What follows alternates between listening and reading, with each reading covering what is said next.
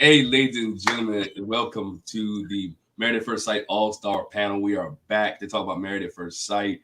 It is great to be back. I'm back here with some of my favorite people, some family. We have August Love Story. What's up, Tommy and Artika? How are you guys doing? We all also have the Vivacious, as I mentioned before, Talisa Ray. What's up, Talisa? How you doing? Come on, vivacious. You know I love the adjectives you be giving me. Come on now. It is good to have you guys in the chat. I know you've been missing us. We've been missing you guys as well. We want to talk about Married at First Sight. I'm glad the honeymoons are over. This is where all that other fluffy stuff is. We did nothing really to talk about. We did reviews. Everybody did reviews.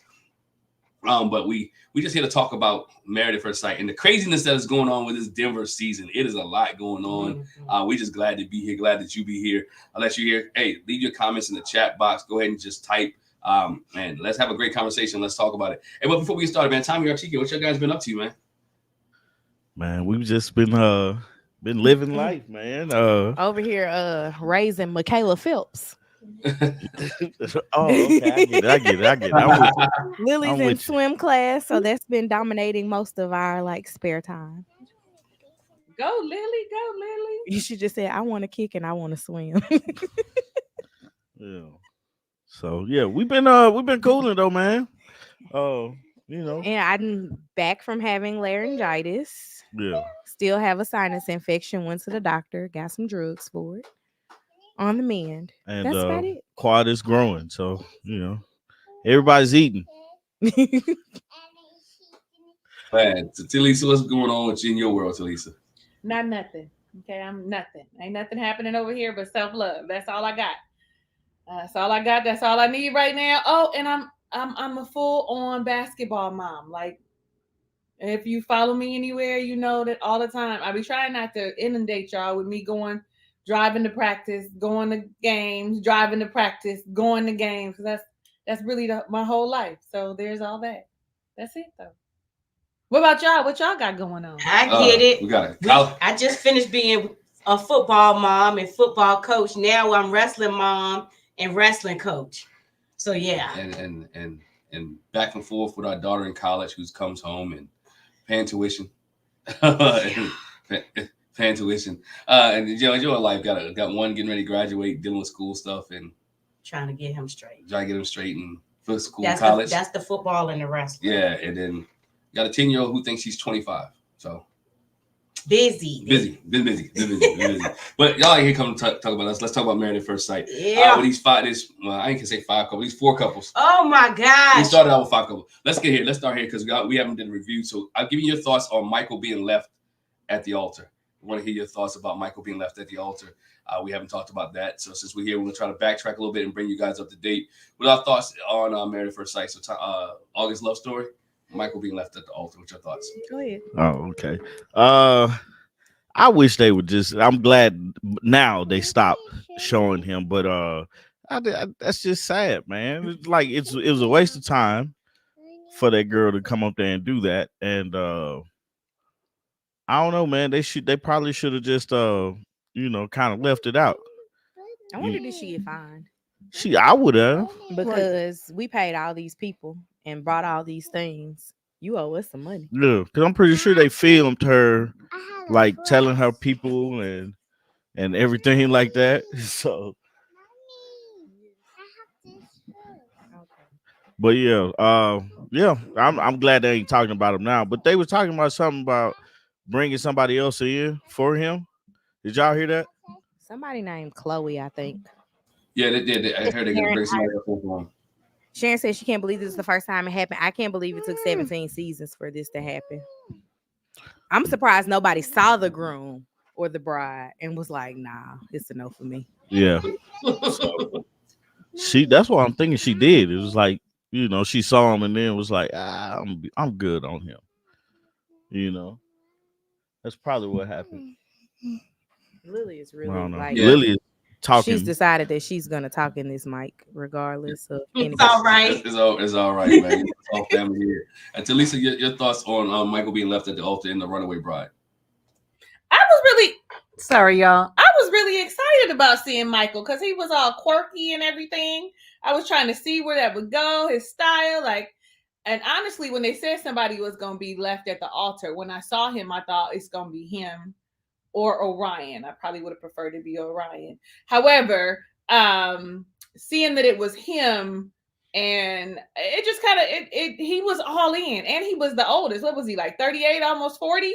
Like, so my heart really went out to him. But I'm with Tommy. They could have just let that go. They could have just decided, you know what, we're not going to even film this.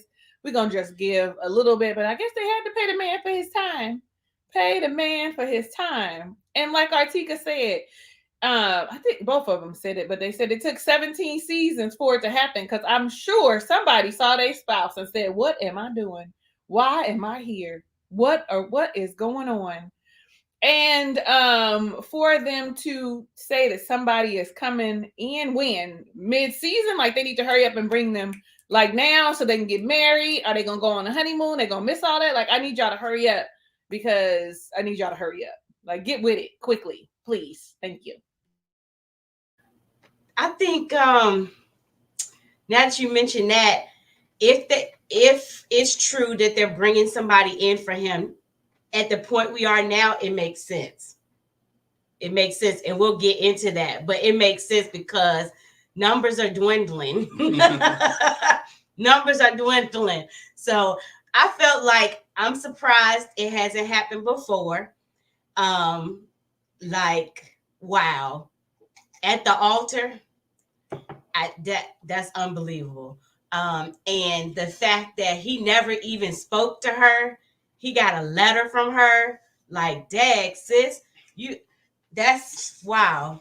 Hey. Wow. But he took it in stride. You know, he's tearful and everything, but I think other than that, he took it in stride. I'd have been hot. I mean, of course they reshot. You would have Hurricane K'd it. Nah, kicked the table over and stuff. Of course they reshot the scene, but I mean, he's looking at her family member. This is what I'd have put. He's looking at her family. He looking at their people on her side, and then she come to the house and she can't do this. She could have called me to the back. Mm-hmm. She's like, "Can I speak to somebody, please?" Didn't have to do it at the altar, right? To me, that was the messed up part. It was actually at the altar. I think, again, do I blame her for having cold feet? Look, if Karen would have did it, Karen would have did it as well. Remember Karen and Miles? Karen was in that bathroom sick. She was like, I guess she ain't had a loot stashed somewhere where she can pay the fine. Whoever this girl is, I think her parents had enough money, or somebody had some money where she like, you know what, bump y'all. I ain't finished yet. I'm gonna pay off whatever I need to pay off. But I agree with Tommy. I think the cameraman, the production, the editing that it took to edit all her stuff out, it was a lot. So because she did the bachelorette party. Think about it. She did the bachelorette party. They paid for her wedding dress. So she did the dress fit. They did the dress fitting. They probably already purchased the rings, right? They did all that for her. You owe me something. Somebody's gonna be writing a check.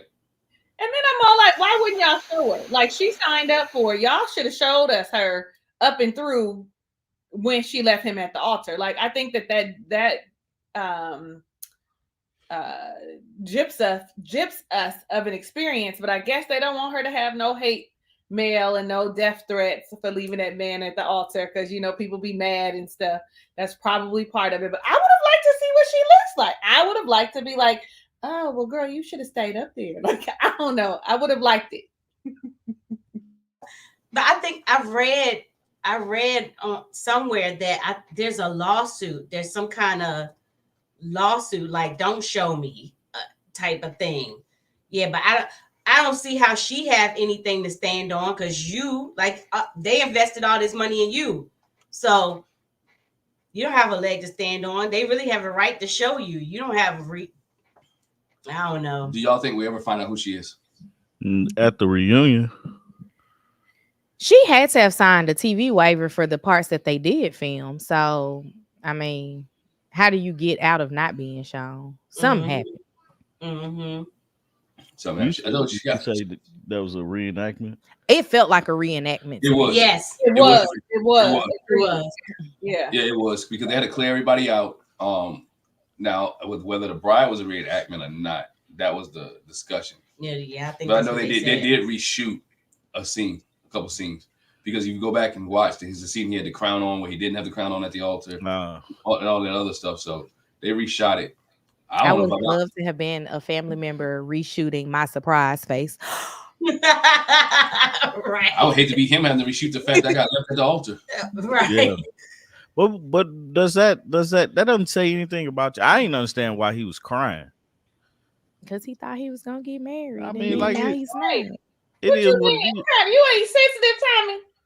He You is Man, wasn't that's- just he saying. is so sensitive. I ain't that sensitive though. Man, like we'd be It like, was her. The woman don't even know him and don't want him. That's how it felt. Like, think about that. She ain't never met me. She signed up for this, and I didn't got up here, and you still don't want me. Nobody wants you, and you don't want me either. Like see, that's I never even would have thought of it that she don't want me. I'd have been like, she missing out. But Best I mean, thing that's since why you got sliced a wife bread. already. That's why you already, you know what I'm saying? You already, you already understand your value and your worth. You know what I mean? You understand what you had to offer. I'm not sure if all these people recognize that ahead of this. So I think Man, that probably plays a part into why, his Yeah. feelings is hurt. He's crying probably though because he's embarrassed. More Yeah. embarrassment than anything else if we keep it a band, right? Yeah. Mhm. I just don't see the embarrassment though. He didn't do anything wrong. He did. But I get it. It's me. Because even if I was in that position, I've been like, well, Hey, party on me. We Yeah, still but would have boogied. that's what me and Jackie said. We would still ate that food. My family Yeah, would man, still there's ate no that. way. Listen, The food There's was no already way. done. I got dressed to come here. I'm Y'all eating. here for a party. We finna party. We were at this party. we finna eat. But What I then was you gonna don't want say them is, people looking at you all like oh, I feel so bad for you. Like, like I think that probably, I don't know, I would have ate too. I'm just trying to put myself in somebody else's shoes. His friends was crying and carrying on. They was all sad for him. So I mean, they all would have been looking at him like, oh, poor Michael. Right. Nah. yeah. I We think finna he kick- cried too because it's like I took a chance. Besides the fact that I feel like it's a rejection of me, but like, man, I put myself out there. Like, this was a stretch for me to do this Married at First Sight. Like, God, dog, don't nothing work out. I done tried this, I tried that. This don't work neither. What heck? What else I gotta do? I hope they pay for him some therapy. You think Yeah. that? Yeah. Yeah. I guess so. Mhm. Right. It's crazy. So let's go to this other couple. But it's crazy. I mean, hopefully they do get him somebody, and hopefully whoever they gets him, it works out, because if they get him somebody and it doesn't work out, Oh, he gonna dog, cry real you've been rejected. bad You've been then. rejected twice on the same show National TV. on national TV, bro. Twice. Talking about therapy. Talking about therapy. Get Right, them right. some security. That's what they gonna need. Better put him on. Well, I can't say that, but they blocked my channel. Better put him on watch. I'll put it that way. Right. Better put him on I watch. was thinking that I wasn't gonna say it though. I was thinking it too. I said I can't. Put him on watch. Look, the algorithm made ahead go and search words. If I start using that, if I say that word, they just block the whole video. They better put him on watch. I don't know what word y'all talking about, but Lord, you Jesus. know Let it me is. mute so I can tell. Don't say it. Don't worry.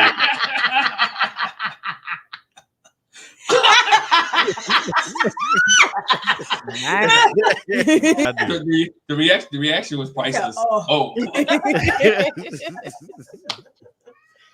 Oh man, let's go to Cameron and Clare. Oh man, let's start with Talisa. Your thoughts on Cameron and Clare, and my man from New Zealand? Yes. Yeah. Cameron and Clare. So they're an odd couple to begin with. When I first saw them starting to interact, I thought, oh, they could work. Oh, this might work. They seem to, have some good banter going. They seem to get along. She was saying she was attracted to him then, and he was attracted to her. But then we got to the honeymoon, and things just felt real awkward for her. Like, all of a sudden, she didn't like him. And I really think that it had a lot to do. It had not a lot, everything to do with him leaving her as they walked through the airport, him not carrying her bags as they went through the airport, not considering her is what I think it had to do with. But of course, it has also, again, a lot to do with culture. Maybe that ain't what they do in New Zealand. I don't know. But I just would think that, she's 4 foot something and he's 6 foot whatever. You would think that this your new wife, let me at least walk with her because I need to get to know her. And I think that had everything to do with it.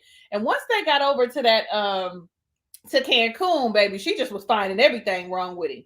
Really, she always was like, he too pale, you can't dress. Like it felt like everything was wrong with Claire when it with Cameron when it came to Claire. She seems very like also let me not say very, but a little bit judgmental, like a little like I'm judging everything you do, everything about you and who you are. I'm trying to. I should have. Now I'm all like Tommy. I should have reviewed my notes. And I just was like, I think that Cameron is really putting his best foot forward, trying, but he's a little bit awkward or doesn't know American societal norms. Let me say that, especially like. So after the honeymoon, I'm all over the place. And so when y'all talk, I'm just know that I'm just agreeing with whatever y'all saying because I'm trying to remember. But I think about after and she had said something to they were talking about disagreements. And he said he doesn't like to say anything, that he just likes to let it fester until it blows, see how far it'll go before it's too late. I thought, now who does that? Now why would you want to push the envelope? And already Claire is a little bit of a firecracker. So I don't think she's going to let that go, because the one thing I like about Claire is that she is not letting anything pass. If she is not liking it, she is saying something to you immediately. She is not letting her want and need to be married negate the things that she wants for her life, right? At least that's how I'm kind of gauging it. I'm not sure how they're going to work in the end, but if they leave it up to Claire, she is going to make sure that they have all the discussions. She's going to make sure they have all the discussions.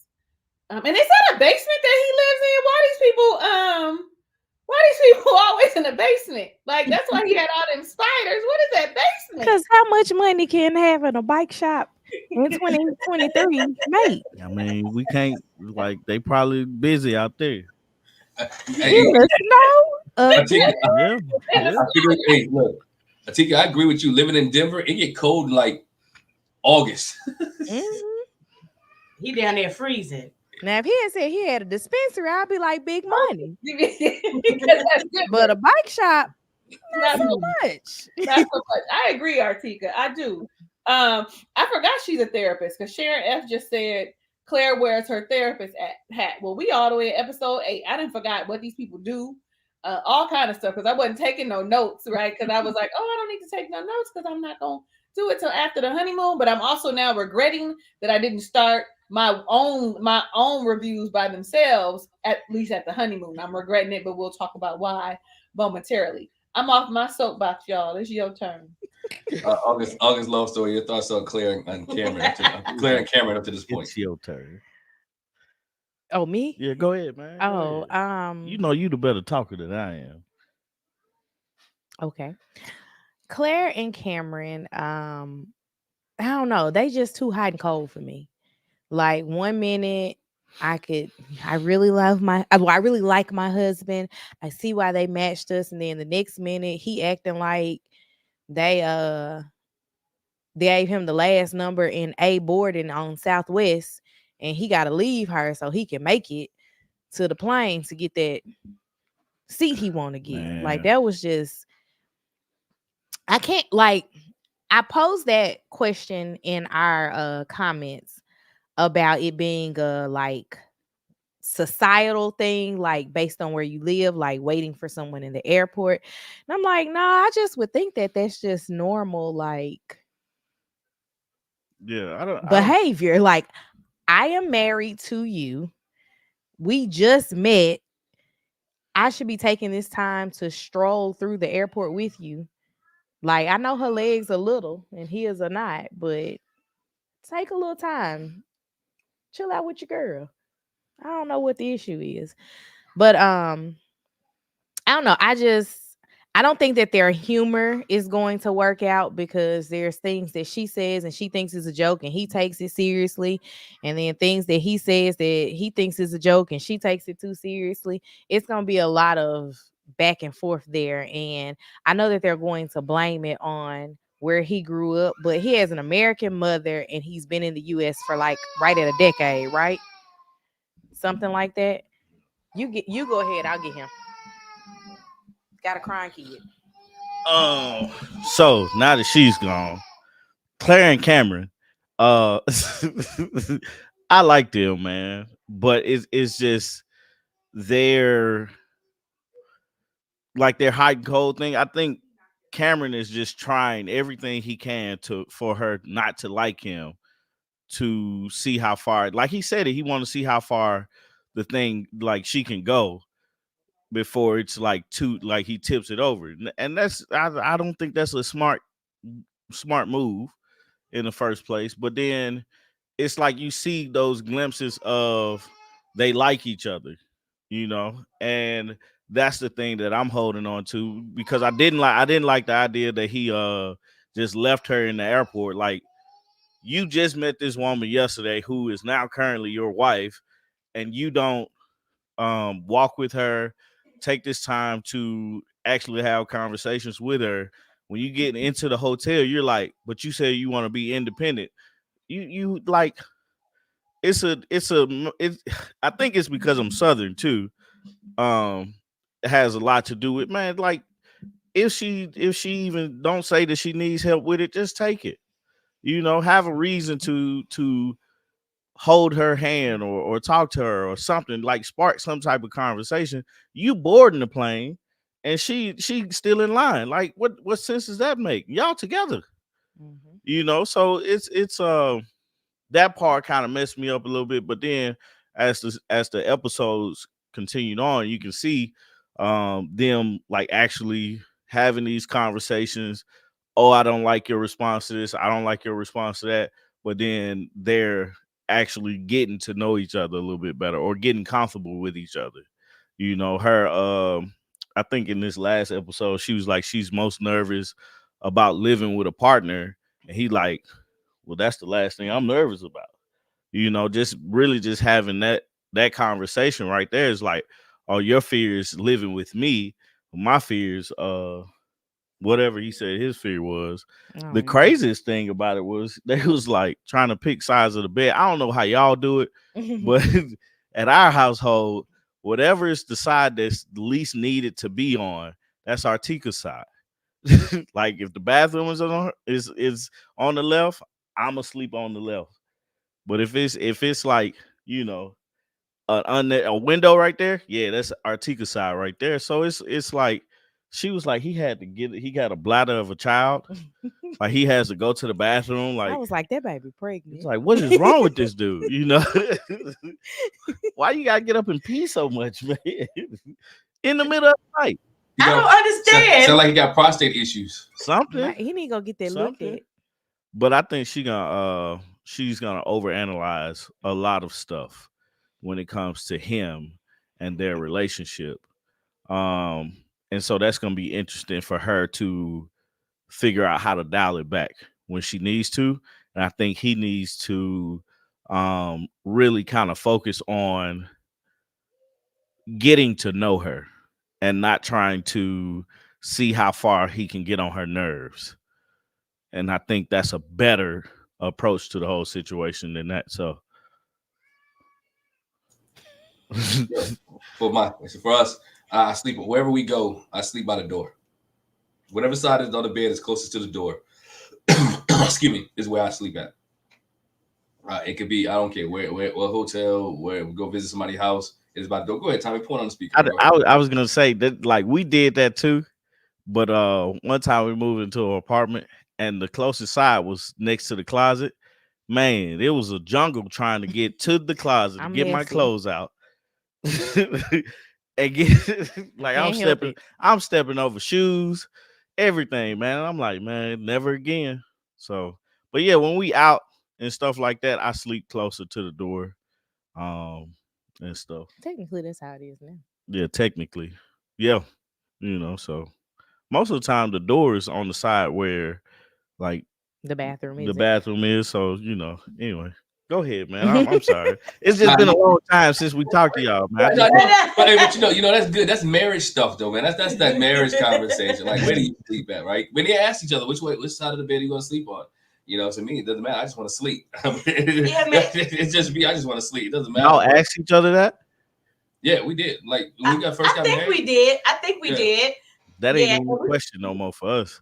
Not no more. Yeah, from the start, like we had our assigned side, but it's funny because, like he said, when we go to a hotel, our side may change because I absolutely, if somebody busts in this room, I'm gonna need you to hop up first. Don't let them get to me. Do not. Yeah, so I'm always thinking about the door. It doesn't matter, man. It doesn't matter at all. Go ahead. But man, my antennas went up too when she was like, he needs to sleep near the bathroom because he gets up so much. I'm like, you two grown. What's wrong with you? Like that?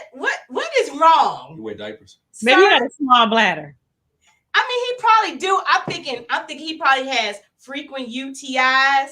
He might have prostate issues. Maybe he got some genetic kidney thing or bladder thing. Like the nurse is coming out. The nurse mind is on. I said, you too young to have prostate issues. What the heck is going on? But at first with Cameron and Claire, I was like, nah, I don't think this is gonna work. I have a little more hope as we're going through the episodes, but I think it's gonna wane. I think they always build us up just to let us down, So the last episode, I had a little more hope for Cameron and Claire. I was really thrown off when they got married. I was like, gosh, he did not look that tall, and she didn't look that short at first.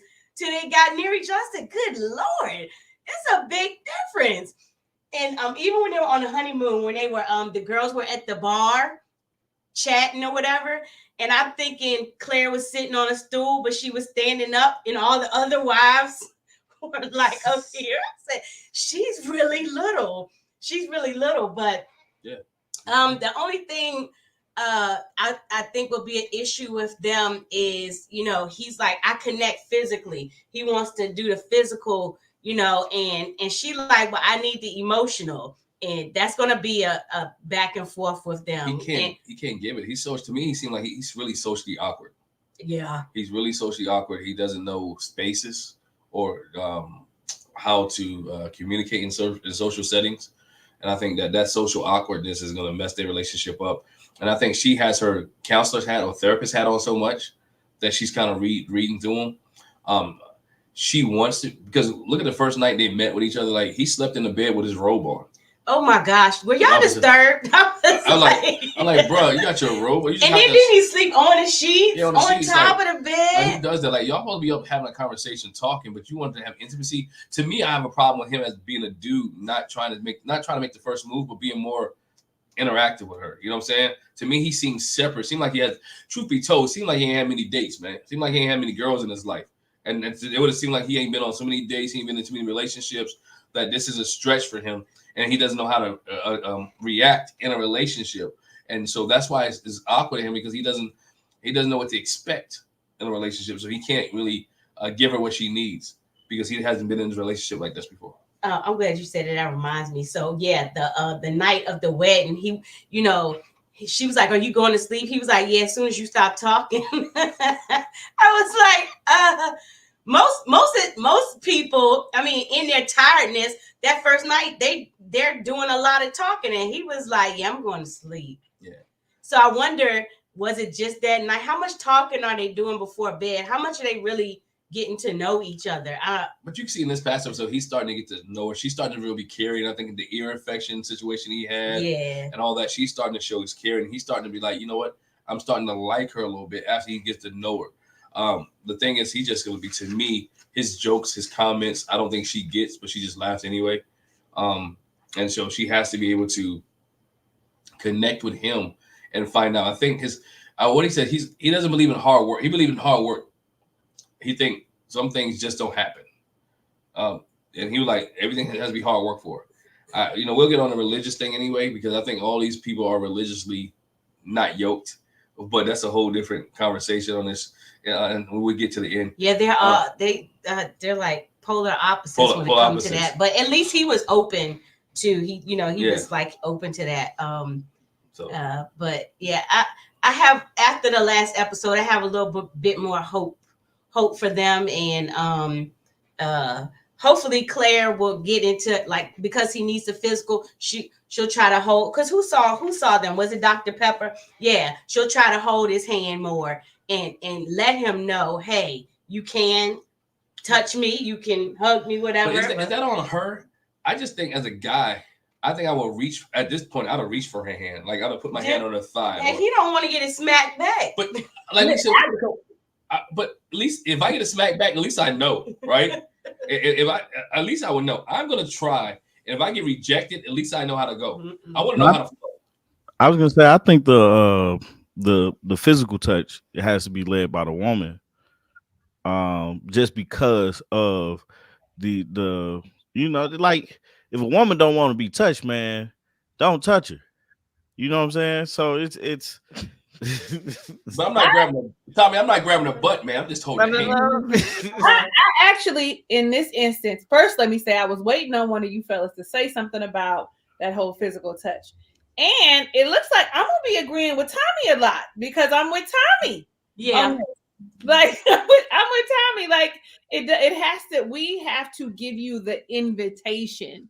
It has to be. It maybe not vocally, but at least our body language has to say it's okay to invite you into my space. Yeah. And Claire does not give that. Claire, when we talk about love languages, her love language is not physical touch. That's way down on the bottom. Mm-hmm. See, they have to keep reminding her. So not only did Dr. Pepper say something, but so did the girls. I can't remember when, but they also said, well, just touch him on his leg or on his arm, or she has to constantly be reminded because that's not high on her love language. Yeah. That's the thing that it's like I would love to touch you, but can I? And it's an awkward ask, right? It is. It's like, can I touch you? Can I hold your hand? Can I touch you? But you should It's just be weird. able to hold a hand. Like that's not. But majority of the time, like I like touch, but I don't want to just sit up and hold your hand. My hands sweat. And you got to think about Claire though, Artika. Claire is not inviting. She does not give you the energy if you can just grab my hand. Me neither. Ma'am. Girl, you married, man. Right, I was like, listen, Before I got married. But I'm just saying, Girl, you try like to Claire in this new fresh relationship of strangers does not give me the energy that says, and you know, she was like, remember I'm attracted to him, and then all of a sudden she was like, we have to figure out this attraction thing. I was like, what are you talking about? Like, so she for me is probably giving him no. Mm-hmm. Like everything about her is no. Don't even look at me too long. Like that's how I feel. Like I don't know. No, that's true. Wait and see. That's true. Like it's weird because it's like, man, they talk about they want to be physical. They like physically touch each other and stuff like that. When it's one of those awkward things, you know, it's like, hey, this has to be a process that we go through. Some people are huggers. Mm-hmm. You know what I'm saying? Some people are just going to go in and be like, hey, bring it in, you know, but you can tell when people aren't, and you have to respect that. You know? And most of the time, those people get married to each other. Most of the time. Because I'm a very physical touch person, but she's not, you know. But she be like, bring it in sometimes. And I be like, man, I don't. That's me. Wait, hold on. But it's odd because how about I'm a hugger, but physical touch is not my love language. It's his. She walked past my desk every morning. Oh my gosh, we're not doing this today. Don't give me a hug. I like when you walk in, say good morning and give me a hug. I just want to embrace you. I just want to hold you. Right. You know right. I need to touch your skin just a little bit. That's right. I need when you come across, I just need to hug you every morning. I need your body. 5 love languages. Number 10 is physical touch for me. I can find something else to go in 5 through 9. That's funny. And it doesn't help that like our kids, especially Lily, is physical touch is very high on her list as well. So it's always somebody in this house touching me.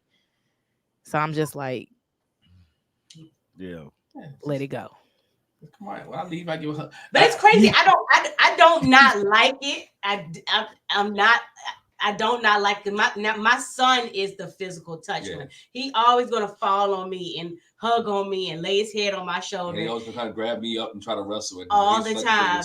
All the time. So I don't have an aversion. I just be like, I just slept in a bed with you. I gotta get up and give you a hug. I just saw you. You act like I gotta greet you like I ain't seen you yet. You ain't see me on this side of the morning.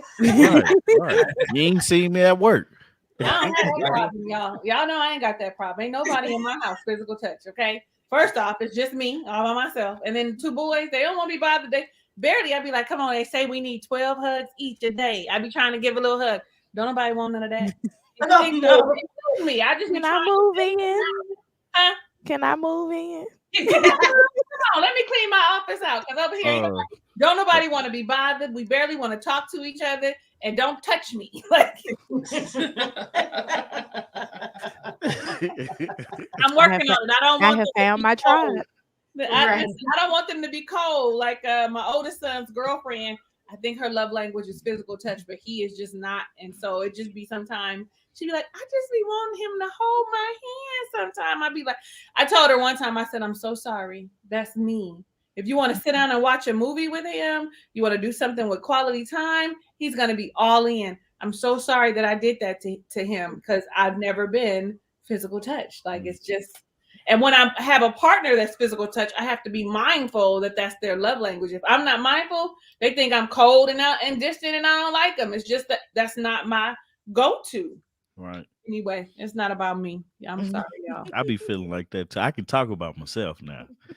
That's one thing I could do. Who next?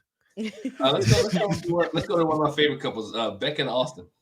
Becca and Austin. We start with August love story. Your thoughts on Becca and Austin?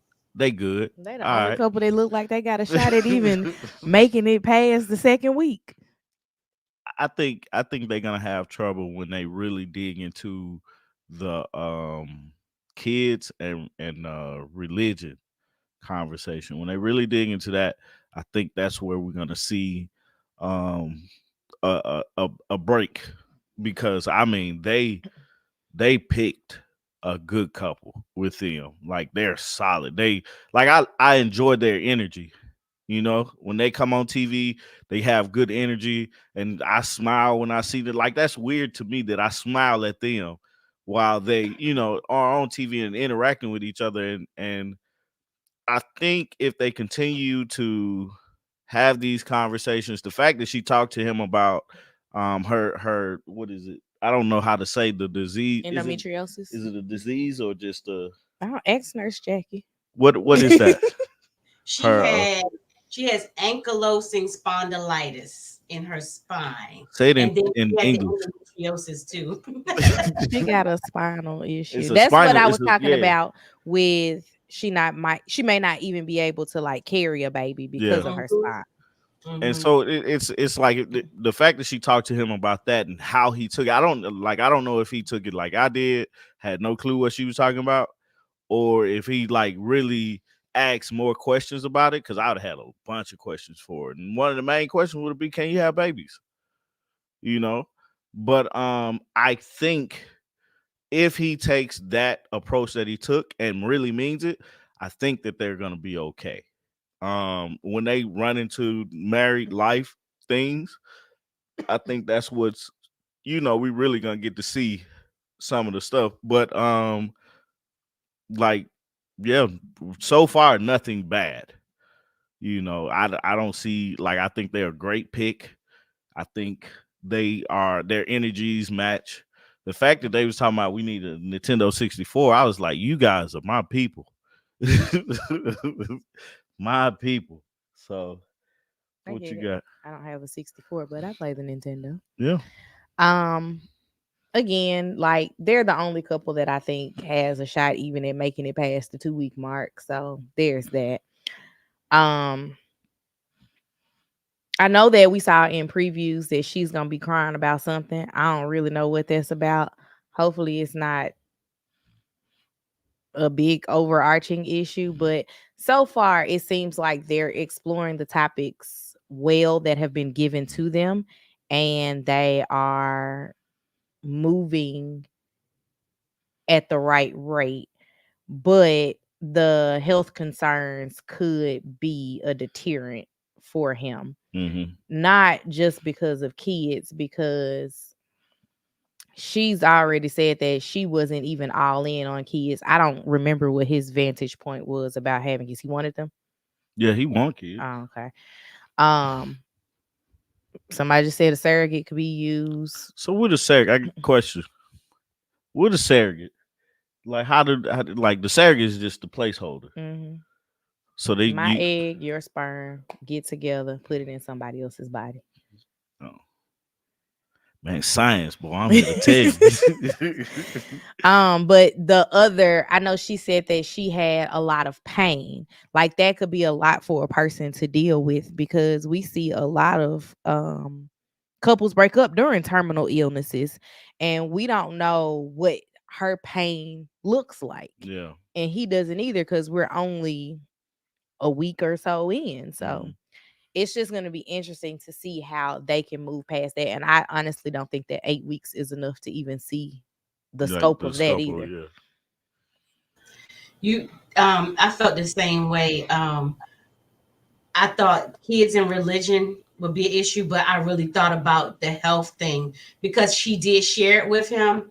But as you get further into it, she doesn't look like, she did say when they went out that she wouldn't be able to do whatever activity because she was having an issue then, but we don't know if that was the extreme. It may get worse than that, you know. Well, it was from the surgery, because she had surgery a couple weeks, so she wasn't able to do that. Yeah, but she also was having an issue one of those days. I think she was having a pain issue one of those days. So yeah, we don't know what the extreme is.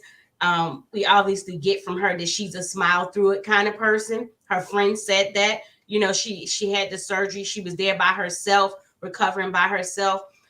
So I like that he did say that when she told him about it, he Googled it. He tried to find out some information. So that was good on his part. But yeah, the in sickness and in health, it will tear up a lot of marriages. Yeah, but sickness it and can health definitely yeah. But you know ahead of time, you know, I mean, he just meeting her, and I got to deal with the issue. You know what I'm saying? I mean, not deal with the issue, but I'm just meeting you, and you're putting this. I'm inheriting this. I don't have a chance to say yes or no while we dating, right? Right. I can say, nah, I don't want to do that. Right now, I'm in. To me, that would have been a big issue. I don't know if it's been a red flag. Some people can't handle that, right? Some people can't handle being a caregiver, being a caretaker, and for everybody. Mentally, emotionally, physically, it just can't take it. Especially young in your marriage, because they both young. And especially if you want to have kids and all that stuff. Now, of course, you can do surrogate and all that. That's just a different conversation. But I like them.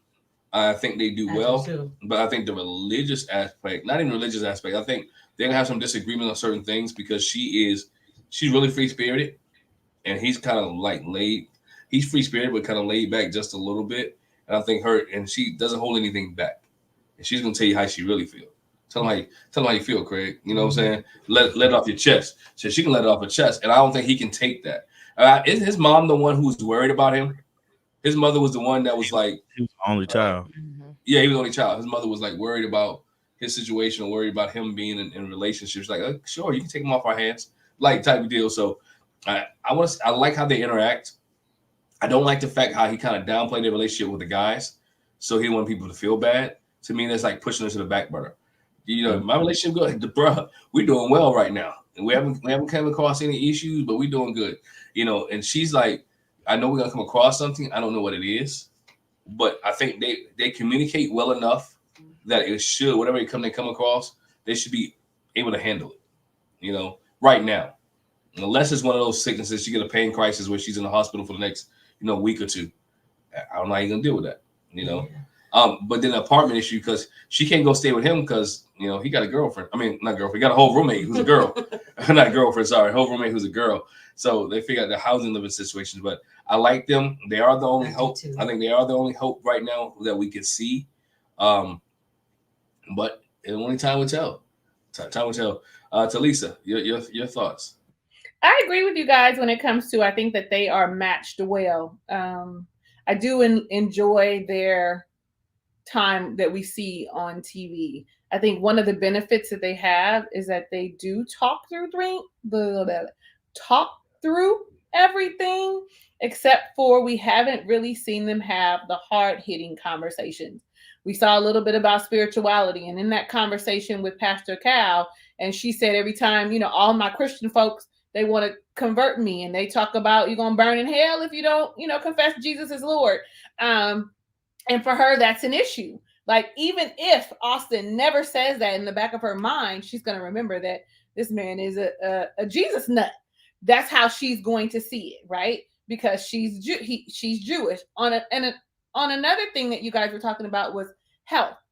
I would be one of those people. I mean, if we were talking about someone who's 47 and was on Married at First Sight, I would be putting down no one with a chronic illness. No one who is sick. That would be me. Is there an option for that? Because that would be me. I don't want to do that. I don't want to. I sound so callous and so mean and heartless, but my heart is so kind that I would want to. I had a husband that had a whole ass illness. It was hard. I wouldn't wish that on my worst enemy. The person that hates me the most, I wouldn't wish that on them. That is a lot to carry. So I'm waiting to see how this pans out for them, because she is going to have, in this 8 weeks, she's going to have something. She's going to have something. We're going to see how he navigates it, and him not knowing exactly what endometriosis is and the spinal issue. You don't know the full ramifications. How much is she really going to share? Now, I am going to give her credit where credit is due. She shared it immediately. She shared it in the time where I can say I want a divorce before we start getting too connected. So I'm going to give her that credit, but we gonna have to wait and see. Everything else, y'all, I agree on, except for I ain't finna do it. I would have said, "Oh, I'm so sorry. I'm so sorry. May God bless you and keep you. Blessed Jesus. Okay, I know you don't believe in Jesus, but bless it. And I'm gonna go." That would have been me. I was gonna say, man, yeah, that's a hard ask in the beginning. To be like, hard ass period. I mean, like, eventually, like, if by now, right? I'd fight you, Tommy. I swear to God, I'd come to Atlanta, Georgia, and I would fight you. If somebody was gonna walk away, I would fight you. You understand? No, we in this thing, Okay. We in this thing. But it's like, it's a hard act, especially Married at First Sight. You already have that, and I'm glad ain't nobody said it, or I haven't heard it yet. That stranger aspect. And then now it's another added layer that there's some type of illness or health issue that I basically made a promise to, hey, we gonna rock this out. I don't even know you, so that gives my chance of this thing being successful. I'm already down. If we was on a point scale, man, that's probably like 20 points. That's a lot. So where everybody is starting at 100, I'm already at 80 because you have some type of illness. Add another 20 because we have different religious practices. Another 20. So it's just it was hard enough with Tommy and I getting on the same page about music at church. Let alone religion. I went to a church. He was like, "We can't go here no more because I don't like the music." Was you a Hillsong type person? It was. But you know what, Tommy? That was a conversation that Glenn and I had, which he alluded to. It's like, you start me at a deficit. I think it would have been nice to know that up front. Hey, we matched you with somebody that's got a chronic illness. Just letting you know. And to Lisa's point, that's probably a line they had to add on that questionnaire, because that's probably something they never even thought about before. Yeah. Are you opposed to, being married at first sight to someone who's coming in with a chronic illness, diabetes, whatever it is, kidney issues, spine issues? Are you opposed to that? Or like you said, is that what else do we need to know? I do not want someone with a chronic illness. And Tommy, the other thing I wanted to say is, when you say, and I don't want to get out on a tangent, but again, that's sickness and in health thing, people will be some of the most tightest people and marriages. When that health thing hit, you'd be surprised. You'd be like, dog, you left your wife when she had cancer? Yeah. Really? You know how many friends told me to leave him? Do you know how many people told me send him back to his mama? That is not your problem. You are technically, Talisa, still a newlywed. There were so many people that said, send that man back home. That's not your problem. And that's just not how my makeup is. But having gone through that, I don't want it. And like working in home care, I would go into people's homes and have to sign them up. And it's like, well, she's married, but her husband not around. So it's a family member filling out all this paperwork, making sure the bills get paid because the person has checked out of it because they just can't deal with it. And it's one thing, I think, when it's like your parent, because you've seen your parent through the years of being healthy. And of course, like we always say, that's your mama, that's your daddy. So you always are more likely to try to stick it out and make sure you're getting the help for this person because they're your parent. But your spouse, you be like, man, I don't know. And people were doing it a lot. Yeah, it's just for the way that he approached it and the way that he's like gun ho for everything. I kind of commend him for it. Just because he may be playing just a face card, he just may be going through the motions and stuff like that. But I mean, that's a really tough. That's a no for me. Yeah, like she has to be perfect on every other thing, for me to say yes. But her telling me that, and it's a possibility because I can't even say what it is. You know what I'm saying? And the fact, like it's a lot. You asked me for a lot. Especially, but you're right though. I'm like him. I'm googling. I'm looking it up. What does it? I'm looking at the life expectancy of you. Yeah, right. I'm thinking about what it costs me to put you on my insurance. Should I get a life insurance policy on you? Do you have life insurance already? Do you have life insurance already? Do you have health insurance already? I mean, when she told me this, my mind is already racing. Like, okay, what do I have to do? If we stay married, how is it going to change my lifestyle financially, or how is it going to change my lifestyle, our lifestyle together? And I love you. I'm learning to love you. I'm learning to respect you, but I know something is going to have to change, and I got to be prepared for this in that way. So I mean, a lot of questions. I think they can make it through it. But it has to, as Tommy said, it has to be love on every other level besides this. Yeah. Remember we did have that one couple. I don't remember how many seasons ago. She was a diabetic. Yes, and he put her on the insurance. Really, waste of time. And they didn't make it. No, they didn't make it. No, waste of time. Well, they made it on the show, and then they made it on the show. They got to the reunion, and it was broke up. Actually, she married and had somebody else. She has a baby. She just had a baby. I'm not nobody on my insurance. Don't start me lying about in that short time. I'm not doing it. Sorry. I'm like Kiki Farmer once these seasons are over. Sorry to this man. Listen, I can't remember these people's names. It was Katie and Derek. Yeah, but I can help you get an individual policy. I can I really can. I'm not putting you on my insurance for us to be broke up in about 3 to 6 months. No. Right. No. I don't know, man. But it's just it's a huge ask. But I think it's a credit to me. I took it like this. I think it's a credit to Austin that they learned so much about him and felt so good about him that they felt like he could handle it. So I'm praying it's not just a face card. He comes across to me like just a really good guy. He comes to me across like a really good guy. And I got to put this up there because I think it's a good statement to make. Oops.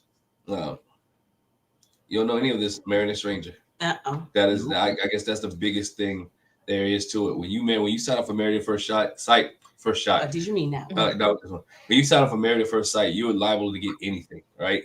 You're liable to get anything. So you're rolling. Not that though. Yeah, not that. It's like it's your shot in the dark, right? It's supposed to be your last hoorah. It's supposed to be your roll the dice type deal. And that's what you get. But they feel like they can match you up and it's gonna work out. So at this point, anyway, that's a whole other question. But overall, I like them. I like Becca. Yeah.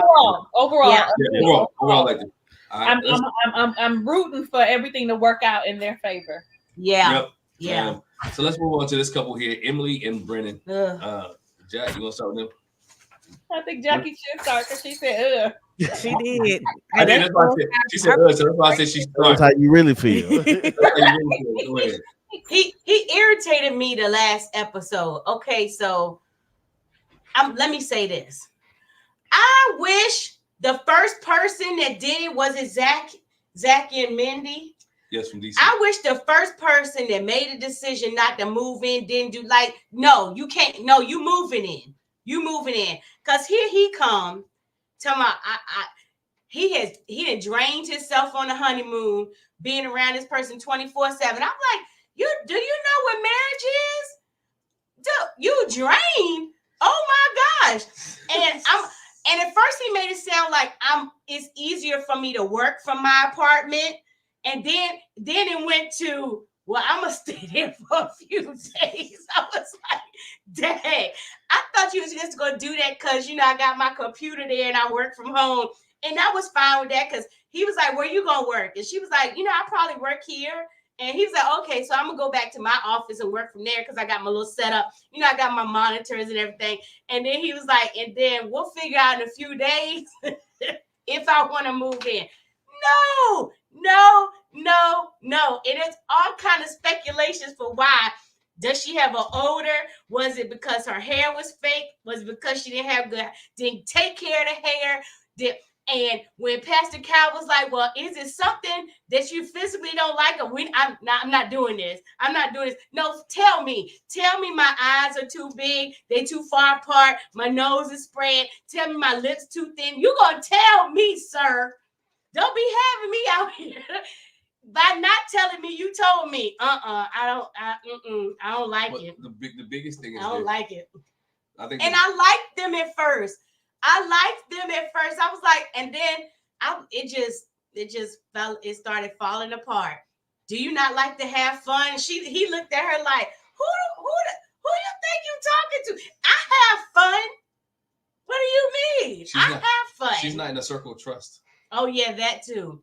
She's not in the circle getting close to the circle of trust. That's that movie with Ben Stiller. What is Meet the Parents? Yeah. Meet the Parents, Circle of Trust. I think with him, let's go back. I'm gonna start with her. This is her first serious relationship. Oh, that right there. Her first serious relationship is marriage. Now, which means I'm gonna say it the nicest way I can. It seems like she's been real loose lately. She's a little bit loose. I'm just saying she's been loose. Because she said she's willing to give it up, and she was willing to give it in for even the first night. And she didn't bring her hand. She brought the handcuffs, but she ain't got no key. She ain't got no key. But you give it up, and never been in a serious relationship. To me, that's a red flag. I'm sorry. Not one serious relationship. One serious relationship. I'm just saying.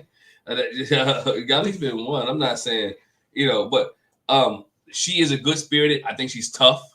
I think she is very sweet. I mean, even with her wrist issue, she's never complained about it. She's still doing all the activities. She's still being involved. She's still being engaged with everybody else.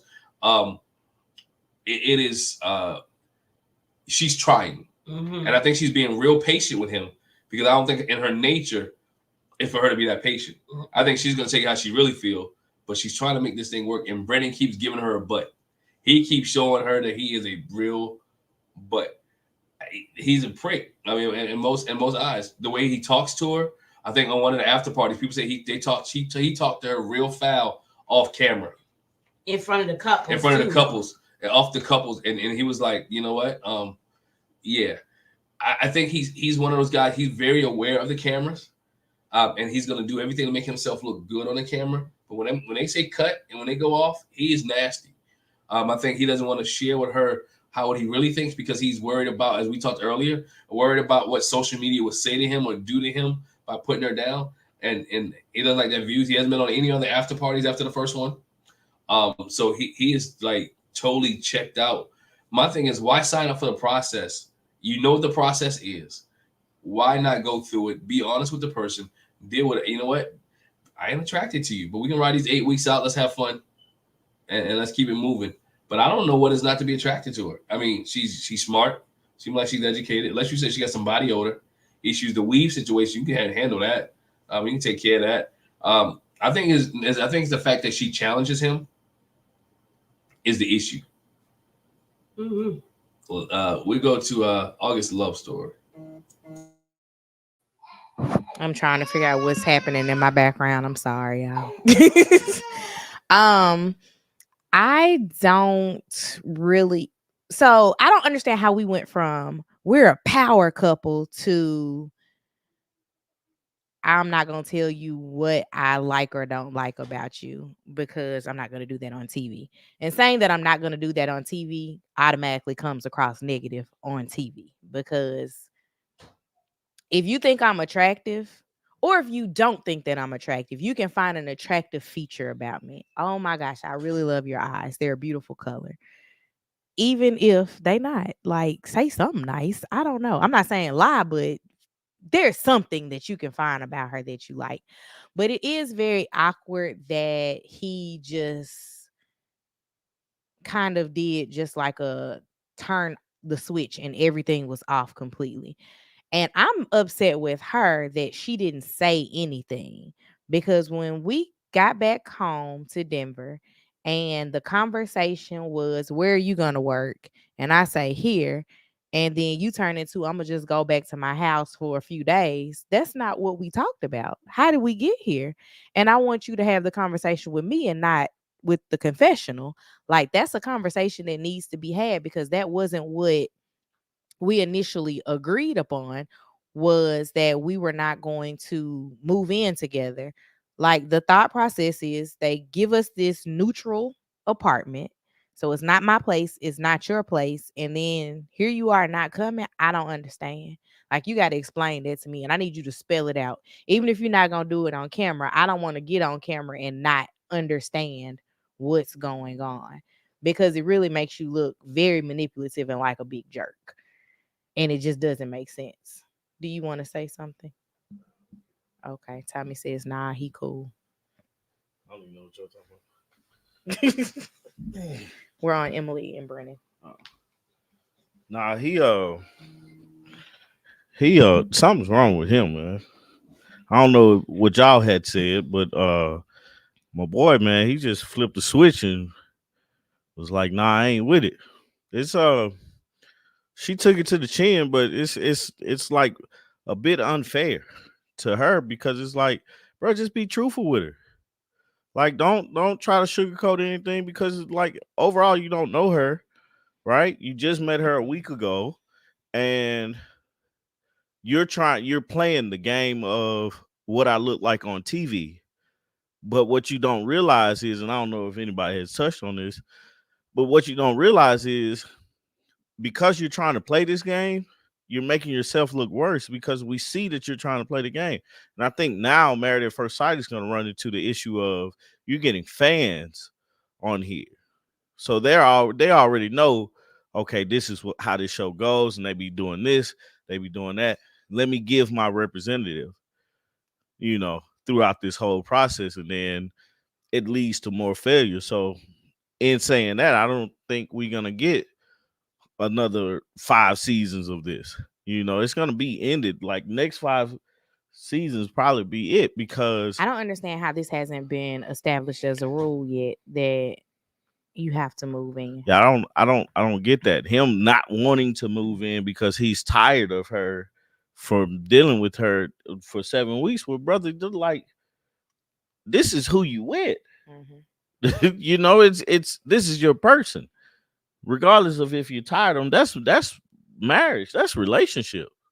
You choose to be in a relationship or in this thing with a person, like, you gotta have to get used to being around this person and seeing this person when they're doing the things that they like aren't pretty. And that's another thing I forgot about mentioning. Both of them have parents who have been married a really long time. You didn't think that your mama and your daddy was living in the same house with each other? Like, This dude, You grew up there. He literally said, "I got tired."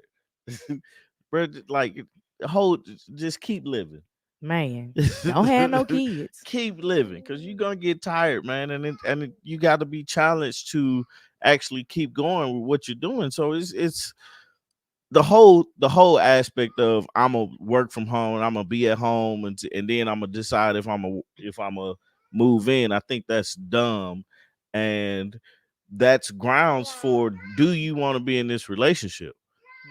I think so. That's all I got. I mean, y'all pretty much hit the nail on the head with everything. Specifically, when I think about Emily, because she's so inexperienced with an actual relationship, her trying to navigate what it looks like and finding her voice is going to be her biggest thing. Artika is right. I was disappointed when she didn't say, "Hey, wait a minute. That's not what we agreed upon. I thought we were going to. I would prefer if maybe we stay here together and you go home and work. That's okay. It feels like you're going to work. Give yourself that break." Like, I think that would have been the right way to navigate that. And then when they were sitting with Pastor Cal and she hit us with the, "Well, we decided," man, we didn't decide anything. Brennan decided and you just went along with it. I was glad that Pastor Cal was like, hey, say how you feel. Say what you mean. Say it with your chest, pretty much. Like, don't be afraid. That's what we're here for. You don't have to tiptoe around anything, because that is a recipe for a very horrible, disastrous relationship, specifically for her. She's going to be the one sad and disgusted. And then, her saying, "Well, I'm in it for the long haul. I'm in it. I want us to work. That's great." But the man did say, without saying, that he wasn't attracted to you for his myriad of reasons. For you saying you don't want to tell me, told me enough.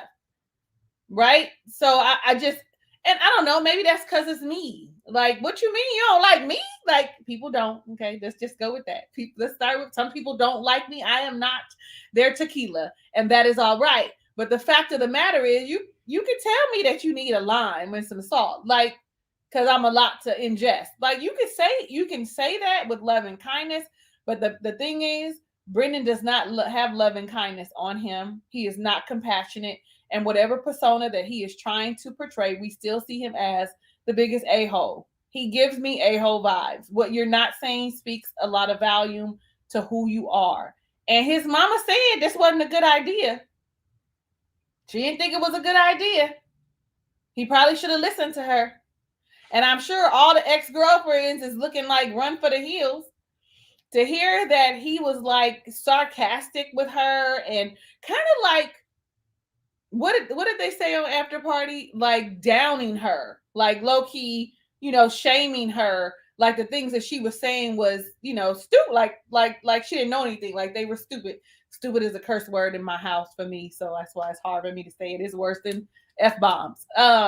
So I just really want her to find her voice. That's gonna make this worthwhile. If she doesn't find her voice, I'm gonna just tell y'all to skip me every time it's time to talk about Emily and Brennan, because I'm gonna say the same thing. She needs to speak up for herself. She needs to say her dislikes, her wants, her desires. I mean, and then to Glenn with his well, she a little loose because she, since she ain't had no relationship. Sir, leave that lady alone. Okay, the doves. The doves do not have the same parameters that we have when it comes to intimacy. They don't have, casual sex is okay for them. So, I mean, and maybe she did have like situationships or thought she was going to be in a relationship, but hopefully we find out why she hasn't had a serious relationship. I think we will. Somebody in the chat has said that because she's a drinker and a partier. Well, she ain't even 30 yet. I mean, so I don't know. I don't know. I mean, leave these people. That's all I got. Leave her alone, Glenn. Let her freak flag fly with her chains and her whips. Okay, she want to have a good time. Look, I'm gonna let her be. But in this situation, if she had been really open with Brennan, she'd really been heartbroken right now. Mhm. To give up the goodies so quickly, just for him to be a big a-hole. Should have been really hurt. But I mean, would she have been hurt? Because that seems to be what her pattern is. Like she's Me? having a good time. Would she have been hurt? She would have been like, oh, okay, it was fun, and I could just move on with myself. What was another thing I think she said? I'm gonna allow you. Well, when they talked about, because she wants to have the sex, okay, that's what she wants. And he says everything is, I'm gonna let you lead. I'm gonna let you lead. Girl, he gonna lead you right into a ditch. He don't know what he doing, just like you don't know what you doing. Lead, you better say something. Like, I don't know. But you know, when you said something, I thought about kind of like with Cameron. Remember that Brennan's parents are both Russian. May God bless you. Brennan's parents are both Russian, and so what did they model in the house? What, you know, because I'm not familiar with, you know, how Russian men are in the home and how they are with their wives, and how much of that plays a role with him. You know what I mean? But yeah, you gotta be so careful. You can't be on we've gotten so far away from reality TV to, you know, when you're trying to make yourself look a certain way. Reality TV was let the chips fall where they may. I think about Tammy on The Real World. Tammy, and you know, that's when it was real. Like, you show your whole tail, and now people like Tommy said, you bringing your representative, and I don't want me to be the talk of the town on social media. I know how they ran everybody else down these other seasons. Y'all ain't gonna run me down. Chris don't care, but Chris living his best life. Right. Chris probably moved on from me, child. It's somebody else. That was fun. He made a post today. I'm glad you said it. You talking about Chris Williams? He made a post today. He says, God, if you just ran out of wives, just say that. Hey. No, that's not what happened. Right. Nobody wants you, Chris. Hey, as we segue to the next one, Chris Williams is no longer the worst husband in Married at First Sight history. I don't want to go first. I'm going mute. I don't know. I'll start this. I think Orion is way up there right about now. Oh my God! I think Orion has taken the cake, has taken the crown over Chris. I think Orion is. No, I don't know. Chris was a butthole. That was Chris's thing. He was a butthole. He was rude. He said all these black queens, all these white queens, and you couldn't find me somebody that fit my criteria. He was a butthole. Now Orion, he's not a butthole. He just confused. He just don't have no patience. Don't have no grace. He's super hyper focused on one thing, and you cannot be like that on Married at First Sight. No, sirree, Bob. You can't be like that anyway. In life too. In life in general. Yeah. But especially when you're dealing with a sister, right? And she's Lauren is holding it back because she wants to give him a piece. She wants to give it to him for the old and the new. She's holding herself back for not giving him the best that she has. With them, they're. I thought first. You know, I didn't know he was Native American until we saw the show, you know, indigenous people. I'm glad. I wasn't mad at the interracial, I don't want to call it interracial relationship. I thought it could work, right? I think he has taken out of the context of what she said. She's never heard the term redskin. Right? I can't believe that. And I mean, besides I couldn't believe she never heard it either because it was athletic team. I mean, just saying, the football team. But she said she never heard it in that derogatory manner. And when she said it, she wasn't saying it in a derogatory way to pick at him. She was like, oh, now I get it. Now I understand what you mean when about the redskin situation. And then when he gave the history lesson, she was like, oh, dang, my bad. I'm sorry, right? I'm really apologize. I didn't know that's what it was. I never heard him say he apologized. Well, she hit him for when he had used the N-word. How can you hold me accountable for what I did before I met you, right? And I've never said redskin. Right. You hold me accountable before I even met you. Now I understand it. Now, if we in a heated argument and I call you that after you told me what it means and after you explained it to me, now you have a right to be mad at me. For him to go on that end about that, and then for him to what's the word? Slut shame her. Mm-hmm. When he shamed her about saying, "Oh, you slept with somebody 2 months ago," I know my worth. I know my word. I would never. I'm like, all right, sis. I said in my mind, like, all right, sis, tell her what you really mean, sis. I'm like, he was like, all right, sis. I'm like, go ahead, you know your worth. I never heard a man say that before. I know my worth. I'm just saying. Tommy, maybe I'm wrong. I'm not just laying the pipe anywhere. I'm just not laying my stuff anywhere. Right? So I'm just saying, I just never heard that. So he, in his mind, he justified. If you want a certain standard, then give you a standard. But you can't be mad at her. Then you flip-flopping on what you said because you're like, that's not what you said. I'm holding you accountable. I asked you, and you said something different. So get your story right, bro. Don't try to feel me, make me. Hey, stand. Hey, if you gonna say it, stand 10 toes down. Mm-hmm. Stand 10 toes down. Right? He doesn't. He can't do that. He has been checked out since then. He's looking for somebody who's perfect. She's not perfect. He ain't either. He's not. He's not perfect at all. And then that conversation they had with Dr. Pia, he said on an after party, it was 4 hours. First of all, 4 hours too long. Bruh knew his decision when he walked in the door. He wasn't going to change his mind. You wasn't going to change their mind. He wanted out. When he said, when he stopped coming to the apartment or text you, you knew what time it was. It was just one of those things. She's holding it together. Then he said, then on after party, he said, oh, it is, I'm trying to talk to her. Or I feel like I messed up. Duh. You think you messed up? Can I say this real quick? Where you said that, about how she handled it. I felt like he still kind of called her angry black woman because he was like, we have a conversation, she go from 0 to, and I was like, bro, that's not, she is far from 0 to 100. Unless I doubt we seeing that much. We're not seeing that much. I think you just know. Ain't no way, because she was very calm when the way she left out that apartment, the whole, she was apologetic. You notice I was pissed when she talked to him and she was like, I'm sorry. And I was like, sir, I'm gonna need you to speak up. You need to apologize too. And it was like she took it all herself, like we do. And I was like, no, he's in the wrong. And he gave a little halfway, apology or whatever, but he still is temper. As much as she tried to temper herself, he still tried to hint at that angry black woman thing. And I didn't appreciate that. The bonnet buddies are over. Oh yeah, that was funny though. I was like, oh, that's cute. They're bonnet buddies, but yeah, that's over. Yeah. So I'm done because I can really go on this dude. I could go on him because I just think it's really he was totally disrespectful from the get-go. Disrespectful for her having sex. If that's your thing, that's your preference for not having sex prior to the show. It's not like she said, you know what, I had sex 2 days before we got married, 2 weeks before we got married. She said 2 months. If you stopped having sex when the process started, fine. And that wasn't my thing. You know what I'm saying? I think that turned him off. The race thing, he was done, and he kept trying, and it just didn't work out. Let's go to August love story.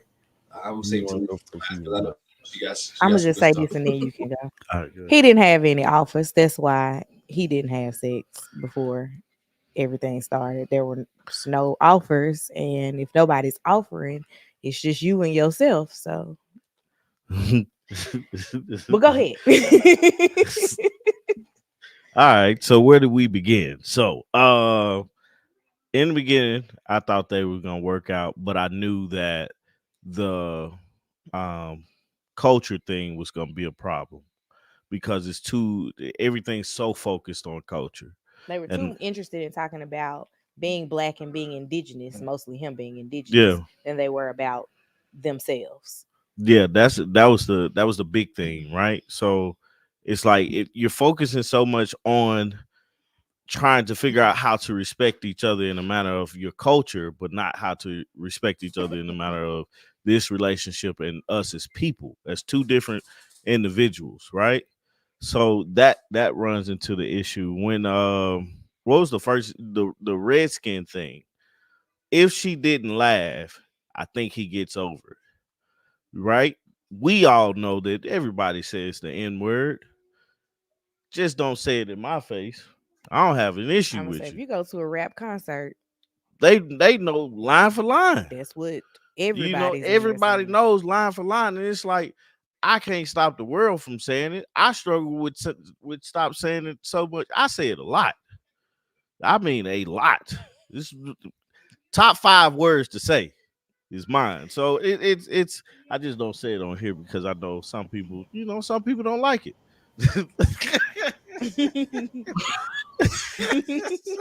I say it a lot. But the A and not the ER, because the ER is different. But it's I don't think you get past that, because for him, I don't think she didn't call him a redskin, but I think referencing it and then looking at him and saying, "Oh, I see what you're talking about," that being a joke, and then that being wrong, and that being the wrong thing. Obviously, say, "Hey, this is a teaching moment," right? So in this teaching moment, you get past it however you need to if you want to do this process. But then you're looking at the situation where wait a minute. hold up, bro. You looking at the situation where he brings up he was looking for something. You're not getting that back. He was looking for something when she said she had sex 2 months, because 2 months before y'all get married don't have nothing to do with you, because you didn't find out till 2 weeks before. So, she like, what do you want her to do? Because she signed up for it and the opportunity might have been right there. I'm laughing because he's yelling at you. Right. Go.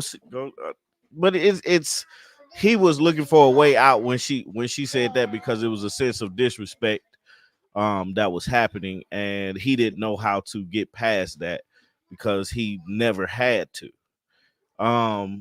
The biggest issue I have with him was how much he did flip-flop. He didn't stand on what he like, bro. Stand on what you say. Stand on business. Stand on what you say and mean what you say, man, because you said it. And now you're looking a way to get out of this argument with her. That's marriage. I was bothered mostly by him being asked direct questions and him talking in circles. Say what you gotta say. Like that, if you don't want to be with me, Fantasia said, if you don't want me, then don't talk to me. Right. Go ahead and free yourself. He did. But that's the problem. Then he circled back around and was like, but I want to stay in the process, bro. Ain't no process like the if we ain't gonna stay married. Right. It's called married at first sight, not get to know you at first sight. So it's like when that happens, it's you're looking at him like, bro, like, what is going on? What do you want? What do you want her to say? Because she apologized. Is that not enough? If the apology is not enough, say that and say, hey, man, we got to do something else. And then when you get in front of the other couple, you make it awkward because she say one thing and then you say another. He was trying to save face with the other couples. But the other couples are going to see that. These are the people that you're going through this process with. Talk to them. Use them. If your decision was to say, hey, I can't get past what she said, oh man, that's messed up. Then when they got to the apartment, tell Lily to be quiet. When they got to the apartment, they talking about they want to reset. What does that look like? And then talk to Dr. P and say, hey, I don't want to do this. Like that, brother, man, come on, man. That's a waste of everybody's time, man. I thought he liked her. I thought she was just trying to like him, like get to the point of liking him. But that thing, it is the culture thing was just too much to really get behind because they have so much. I'm finna be quiet because my kids are telling me to be quiet. Can I say this real quick to 1,000 pieces? So, but the first question was, if the situation was reversed, he laughing at her with the N-word, is that forgivable? But she laughed out of like ignorance. She caught herself and was like, oh my gosh, stupid me. Redskin. Okay, why did I not know that? Unless we're talking about, because she did chuckle on the bus too when Cameron made his "you can't go too far off the reservation" comment. So she chuckled at that, but she chuckled like, bruh, really? Is that what you're talking about? But no, it wouldn't be forgivable, but she didn't say it in a, that's my problem. He took it like she called him a redskin. She said, I don't even know what that means. And even when she looked at him and said, oh, redskin, like sunburnt, and he went through his explanation, that still ain't what redskin means. So why are you mad? But you get a white boy more grace. I was just about to say that. He There it is. gave Cameron way more grace than her. And Yeah. you can talk to her about the situation. That's what's frustrating. You can literally say, hey, this is why this made me mad. And I understand that you don't get it. To answer that question, I don't know. Right? I feel like he has 100%. His feelings is 100%. What bothered me is how back and forth he went.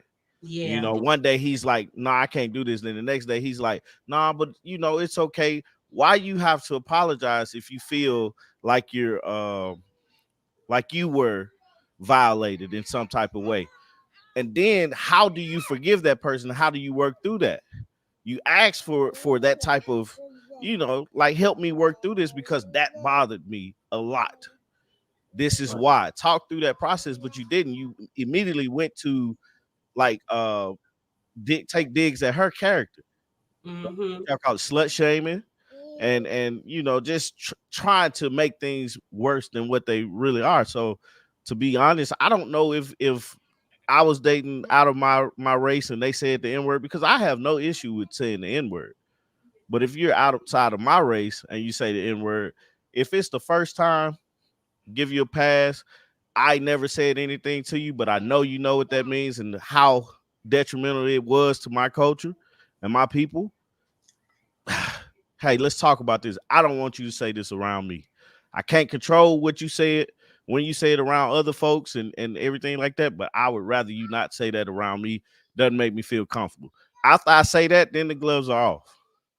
But until I say I have the opportunity to say that, then, you know, it is what it is.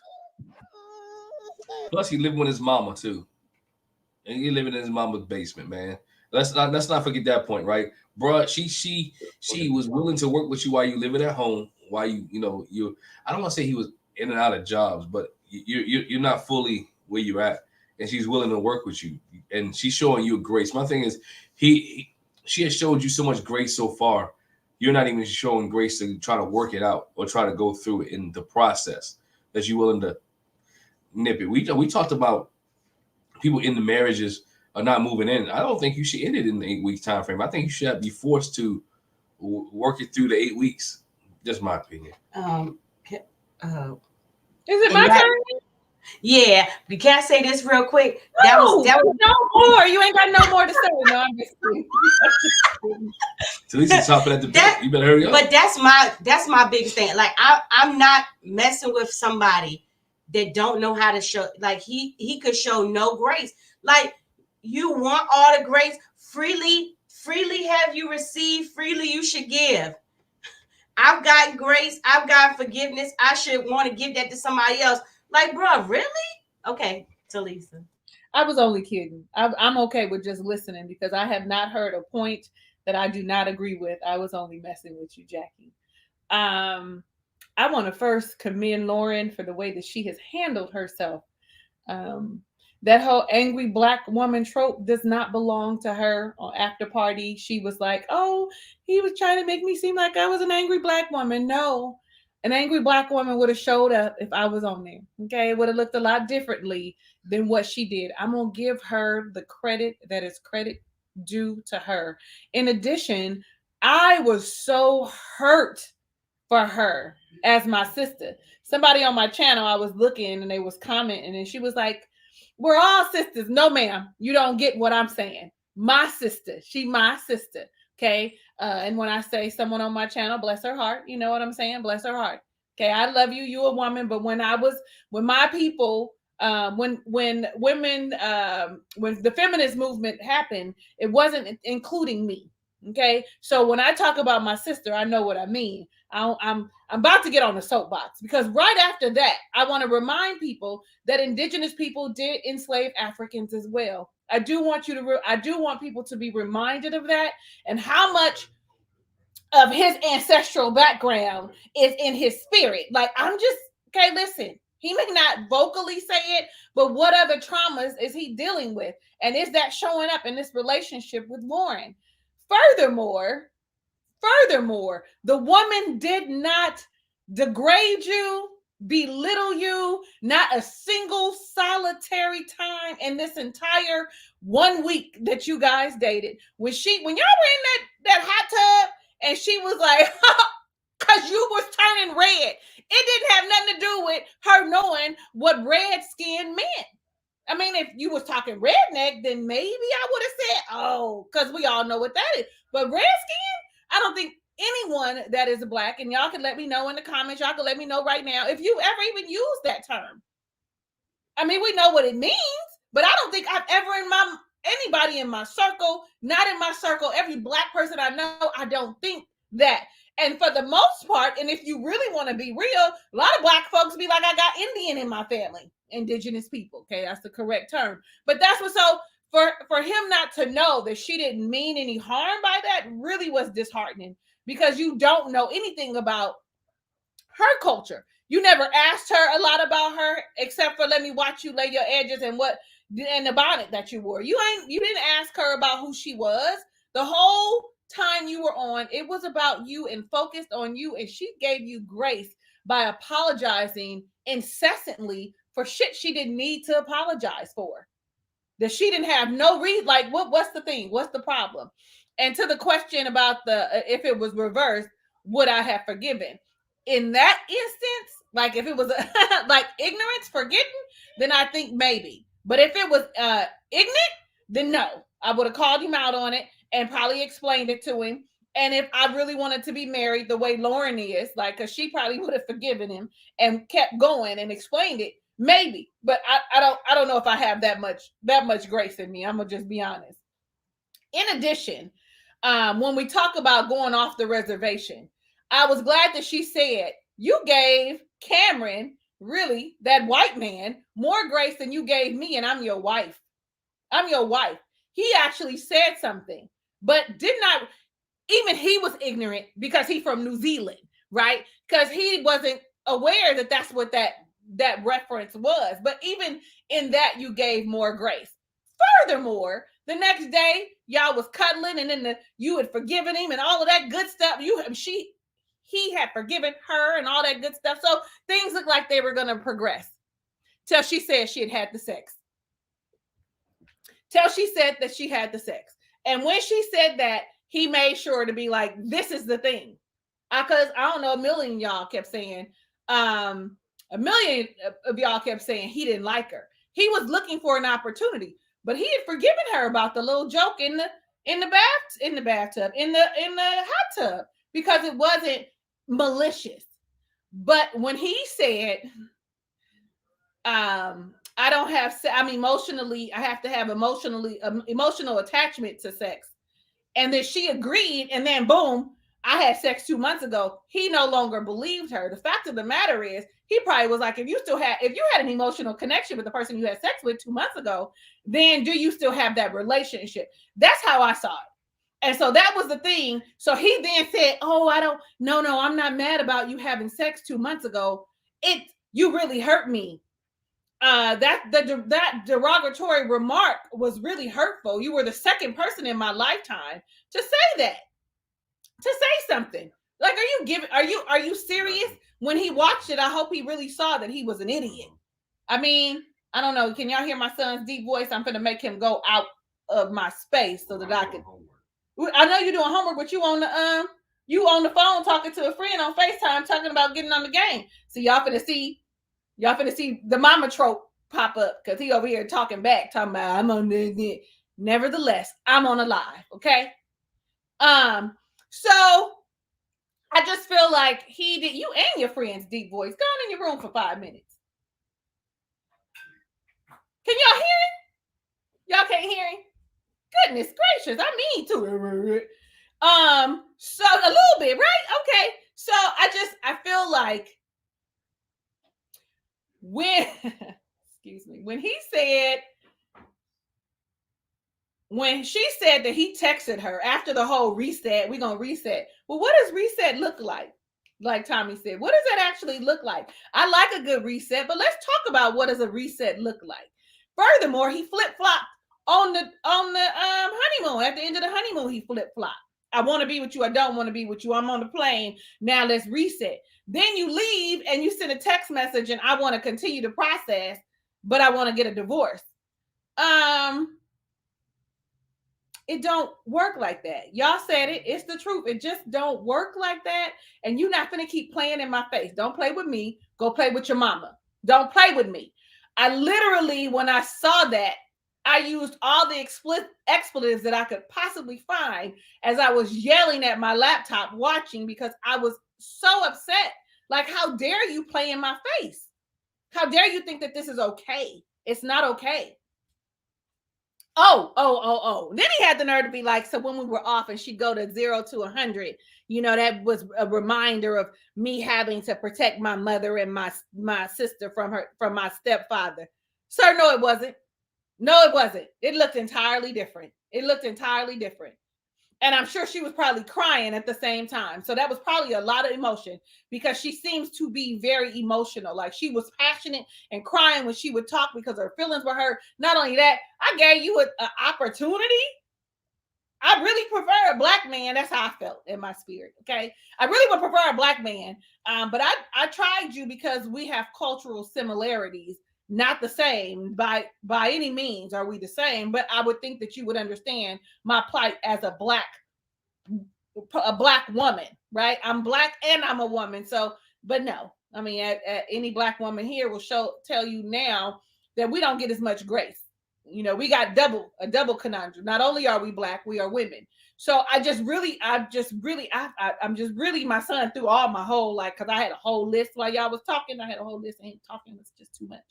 But I want to say that I'm glad that's over and we don't have to watch 7 weeks of him going back to, well, what you said to me hurt my feelings.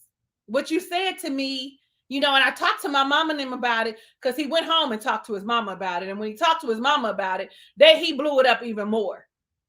Because honestly, when you think back, when you look at how the mama's face was when she saw that the woman was black, she didn't seem to be too happy to me. She didn't seem to be too happy. And did she show that same or even more disgust when it was, you know, someone else that wasn't an indigenous person? Who said it? A lot of y'all said it. He ain't ever dated anybody from his own culture. Because they know that he's a fool too. They know he a fool. They know he a fool. I thought he might have had some emotional maturity, but he proved that he does not. He does not. And on after party, him saying, when Keisha said, what would you have done differently? He said, I would have moved in. He would have moved in and strung that woman along for 8 weeks. And we would have kept hearing, you really hurt me. I can't forgive it. You can't forgive what? Her laughing? I wish she would have went on. I really wish she would have went in on him. I wish she really would have went in on him because that wasn't the only time you said it when you was in elementary. I'm sure you said it again and again and again and again. I really wish she would have, but she didn't. And now I'm off my soapbox because I feel like I'm angry. I'm the angry black woman trope right now. Like I feel like I want to fight. Right. Yeah. It is, you know, you said something that was key there because he was willing to sleep with her until he found out the 2 months. When that whole conversation at the table, they was getting ready to, you know, he was getting ready to get in. But when she found out, when he found out with the 2 months, if she would have said a year ago, he was down that night because she was ready, he was ready, and it was just all been just a whole big mess. So I'm agree with you on this other point too. I'm glad it's over. So we ain't got to hear all that. I'm so glad it's over. We'll hear all that. And I agree with a lot of people. Again, only time I ever used the term Redskin as an African American was I was talking about the football team. And we talked about that when we did our video for that episode. I was like I've never been around anyone that has ever used that, like, you Redskin. I've never heard that. And I lived multiple places. I've been around being a military kid. I lived different places. I've heard a lot of different terms, but I've never heard anybody throw that out. Never throw that out. But then, like you said, Talisa, a lot of us like to claim I got Indian in my family. Why would I do that? You don't know. You don't know that, sir. That means you. And then not only that, like I just feel like you didn't like they said you didn't like her because you didn't really get to know her. I don't remember her sharing a single fact about herself. And anybody, y'all remember her sharing something with him? I don't remember a single fact. Not that we saw. Except about her mother passing. Her mother. Everybody knew that her mother passed and that her mother was her best friend and her confidant. Outside of that, I don't think we know anything else about Lauren, except for what we learned, while she was preparing to get married. Like, other than that, I don't think we know anything about her. We know about Orion. Orion. And what did he say? He believes in, I do believe in duality too. I do believe, and Lord help me, I do believe in the masculine having a good balance of masculine and feminine energy. I do. But he said that, he does. But I really think that he's leaning heavy on the feminine side, not the masculine side. And listen, there's nothing wrong with that, y'all. Don't get me wrong. But that's why he wasn't able to handle her because unfortunately, she's a strong woman. Mm-hmm. I know we're tired of being strong. That's why I said unfortunately, but she is. And so he doesn't really, although his mother, and it's a matriarchal society, it looks different when a Black woman is strong and can stand on her own 2 feet than it does anyone else. I'll fight anybody who decides they think differently because it looks different. We all can be strong, but as a Black woman being strong looks different. It can be intimidating for someone who is a little bit weak and shallow. So, but I say that somebody in the chat said that, and you made this point too. It does says a lot that Orion said, "I have never dated in my race, in my culture." Well, why not, sir? Why not? They know you're a fool. But for you to be so proud of your culture, for you to be so, it's just some things I'm not going to bend on when it comes to my culture. But you haven't even dated a woman who's an indigenous person. He didn't date them, or they didn't want to date him. They didn't want to date him. They didn't want. Didn't nobody like him. The very first thing I said was the opportunity wasn't there. That's all it was. Yeah. He had no opportunity. None. For you to live with a whole bunch of indigenous people, and nobody likes you, and nobody wants to get to know you. But he said, but part of that was remember that he's not fully an indigenous person. The mama dated outside the race. So, and that's frowned upon, ain't it? Yeah, I think he mentioned. Yeah, I think he mentioned that. Kind of getting picked on because that was a thing. What? I still don't know what that means. What did you say? An apple? An apple. He's red on the outside, white on the inside because he's interracial. Because interracial, yeah. When you get something. When he catch it, you see it all in his eyes. Right. I had never heard of that. That's a new one for me. Yeah. Dog, man. Yeah. So that's me. As a child. I'm not negating his feelings, but I think your feelings. I'm not negating his feelings, but I think you should show grace and you should have some kind of process in how you guys can walk through it and handle both of y'all's culture and kind of blend that culture together. Because your culture is, because when you're married, you got to become one eventually. If y'all had children, your child would have both cultures, and now you can be proud of both cultures that you have. But he leaned more to the indigenous side than he did his Caucasian side, and I think he used that in this show as a way to just cut her off. No, it's just too daggone sensitive. Before we get out of here, I got one more point, and then we saw this theme of the show, right? And I've got you guys' opinion about this season of Married at First, or this series, this up to this point. Do you think people of different religious backgrounds can make it work? Anyone get it? We all silent, huh? Okay. Yeah, I was like, it can, but then it's a strong possibility that it can't. It just depends on the people. I don't know, man. I had neighbors that were Christian and Muslim, and they're still married.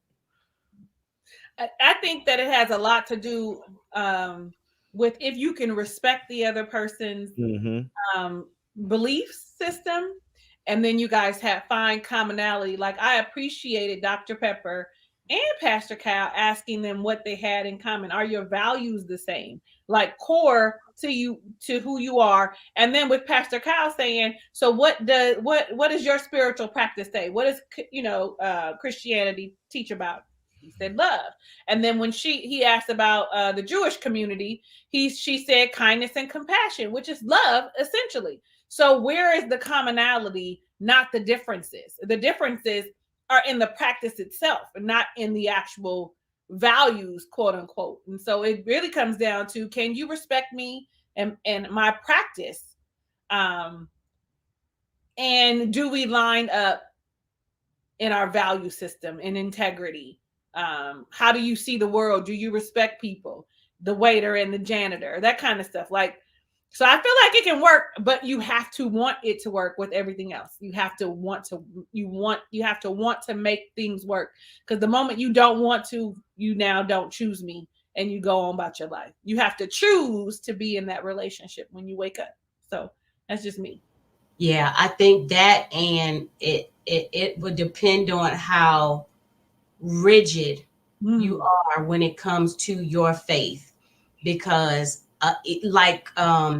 Becca said about her Christian friends, trying to get her saved, but you'll also see Muslim men are like, a lot, you have to cover up, they're real strict about that stuff. So it depends on how strict and rigid and staunch you are in your religious beliefs and in your religion. Jewish people will see that too. You got to convert. You have to convert to Judaism. You have to be with me, So I think that depends, and that will determine if you can find the commonalities, because you might even see the commonalities, but you still like, you need to be Jewish, you need to be Catholic, you need to be Muslim, you need to be whatever. Yeah. I think that conversation needs to be had. In depth. Yeah. Because when you talk about me, now you're going to talk about children. How are we going to be raised? How are we going to deal with this? How are we going to express this way? I had a guy I used to work for a long time ago. His father said you can't get inheritance unless you married a Jewish woman. Now he had a Jewish wife, but he also had somebody else on the side. But that's a whole different story. Who was not Jewish? Okay, the person at all. She was not Jewish at all. She was not Jewish at all. She was like hot in the pants like Emily. Yeah, he was not Jewish at all. And this is a true story. True story. He had a married Jewish, but he had somebody else on the side. But that was something his family needed him to do, and for him to inherit the family business money. And ain't nothing watching it. I've been gone from that company for years, but if you're watching, appreciate it. But it's been like that. So I think they can, but that conversation in depth, and I'm not even talking in depth, because we talking about sometimes funeral practices, right? We talk about health challenges, right? Some health situations. Mm-hmm. What are you going to do when it comes to religious aspect? People believe certain things in health challenges and health situations, and so it could be a deterrent. It could be a rip in your marriage or your relationship. So I think Married at First Sight should do a better job in trying to match people religiously, in my opinion. Not saying it can't work, just saying that it's more of a struggle that you put into this experiment when you do stuff like that. When you do stuff like that.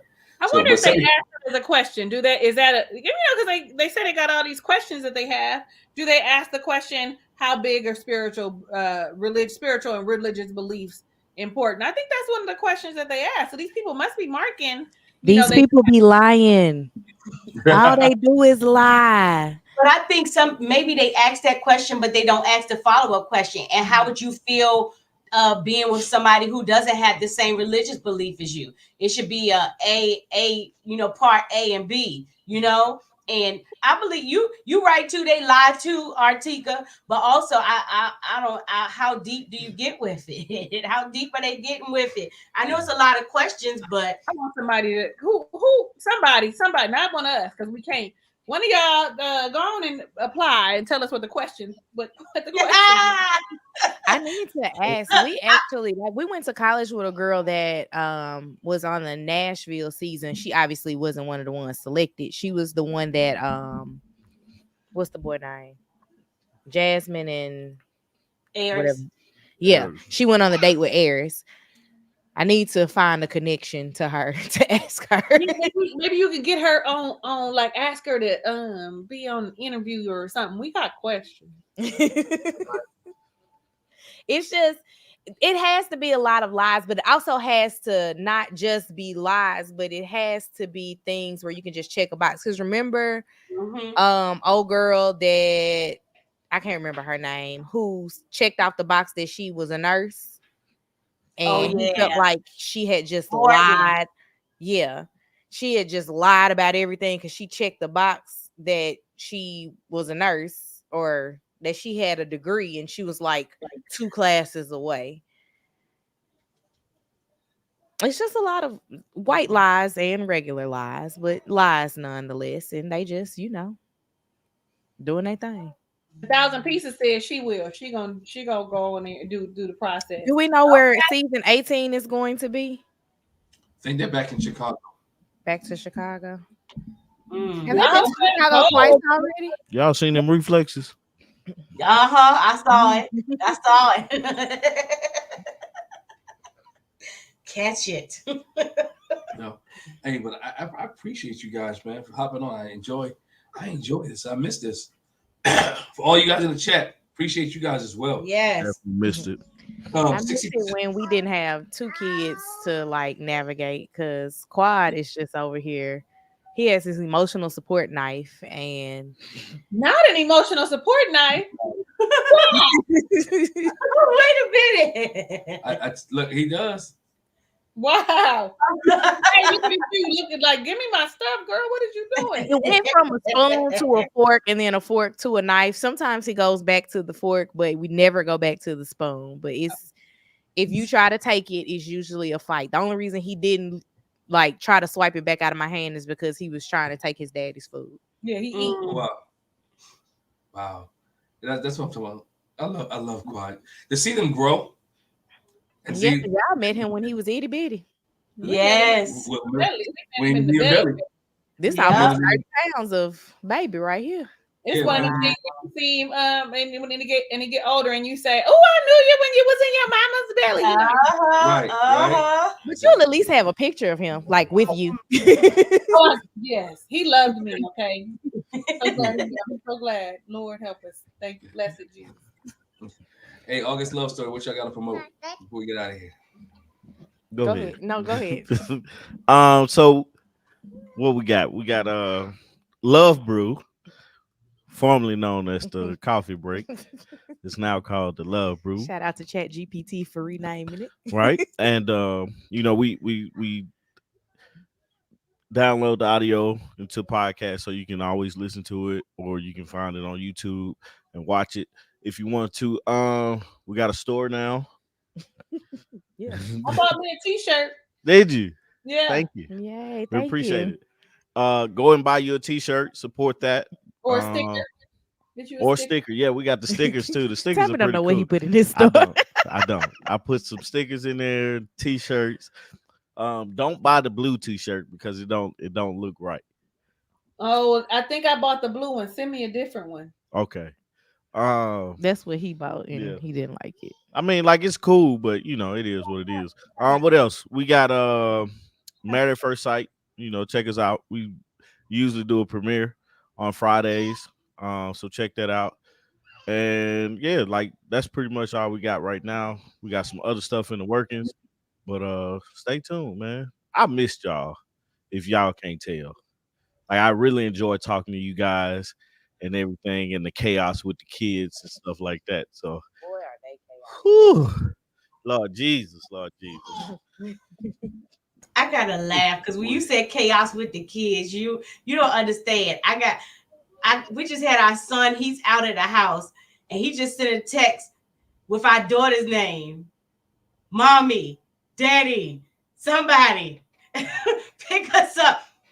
Then I guess he called on the phone because our little one came in here. Brother want to know, can you pick him up? I know he texted me. Lord have mercy. Can we do something? Right. He's getting his license soon as Christmas break. Even if he get his license, that don't mean I'm gonna let him drive for himself. Not yet. No. Yeah. But anyway. Talisa, what you got going on? when you think about chaos, y'all heard my chaos. He got a deep voice, just talking like I'm not like he not sitting. I know that there's no real separation between the dining room and the living room, but sir, you see me. You see me. I know you doing homework or whatever, but homework is silent. You over there talking to your friend about going to get on the game on a group chat. So I get silent. I mean, I get chaos. I got it. I did the same thing though.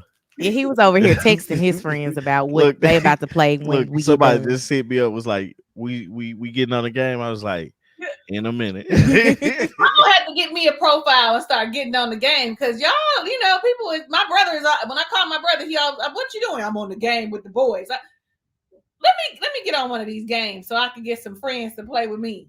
Artika, you got a profile? Okay. Do I play? No, but I have a profile. We used to play. Why do you keep giving me diapers? It might be television. He's trying to tell you something. He might be.